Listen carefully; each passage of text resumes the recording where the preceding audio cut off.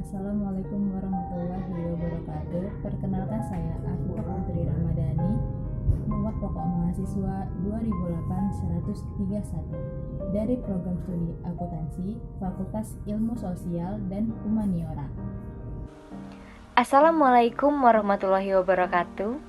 Perkenalkan, saya Mareta Bahrin, nomor pokok mahasiswa 2008-10108 dari program studi akuntansi Fakultas Ilmu Sosial dan Humaniora. Saya di sini bersama teman saya akan menjelaskan tentang pentingnya peran teknologi informasi dalam perkembangan industri global. Teknologi informasi adalah suatu teknologi yang digunakan untuk mengolah data, termasuk memproses, mendapatkan, menyusun, menyimpan, dan memanipulasi data dalam berbagai cara untuk menghasilkan informasi yang berkualitas, yaitu informasi yang relevan, akurat, dan tepat waktu.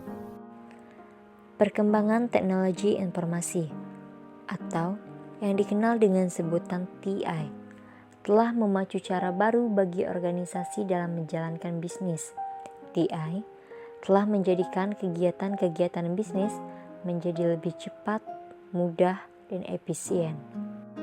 Teknologi dan akses yang mudah serta murah untuk memasarkan suatu bisnis mengubah cara organisasi maupun individu di berbagai negara dalam melakukan bisnis. Tingginya kebutuhan perangkat digital secara tidak langsung telah menciptakan sebuah industri raksasa di bidang teknologi digital yang melibatkan hampir seluruh bangsa-bangsa besar di dunia dengan nilai bisnis yang meningkat secara eksponensial. Perkembangan dan akselerasi teknologi informasi di masing-masing negara dunia juga mempengaruhi persaingan industri secara global. Era komputerisasi, perusahaan IBM memperkenalkan mini komputer dan mainframe ke dunia industri. Pada era ini, belum terasa suasana kompetisi antar perusahaan. Era yang kedua yaitu era teknologi informasi. Dimulai pada tahun 1970-an. Pada era ini, mulai dikenal personal komputer atau disebut juga dengan PC. Era yang ketiga yaitu sistem informasi. Pada era ketiga ini, lebih menekankan pada sistem informasi, yaitu komputer dan teknologi informasi. Kunci dari kesuksesan adalah dengan menciptakan informasi secara cepat dan akurat. Era yang keempat yaitu era globalisasi informasi.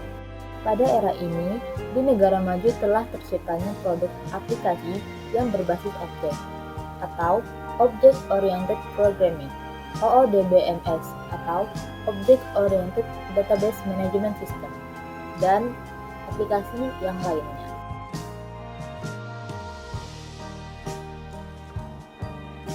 Setiap saat ada satu teknologi baru yang dipublikasikan ke masyarakat, sehingga hal ini mendorong setiap ahli teknik untuk terus berinovasi dalam menciptakan alat yang dapat mempermudah bisnis tersebut.